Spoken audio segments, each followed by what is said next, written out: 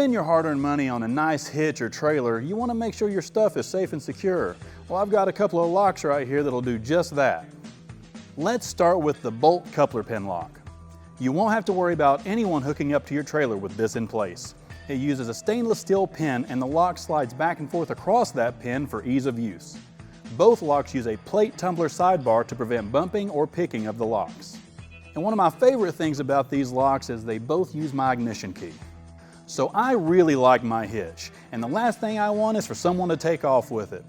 The Bolt 5/8" receiver lock keeps my hitch on my truck, and it uses a double ball bearing locking mechanism and fits class 3, 4, and 5 hitches.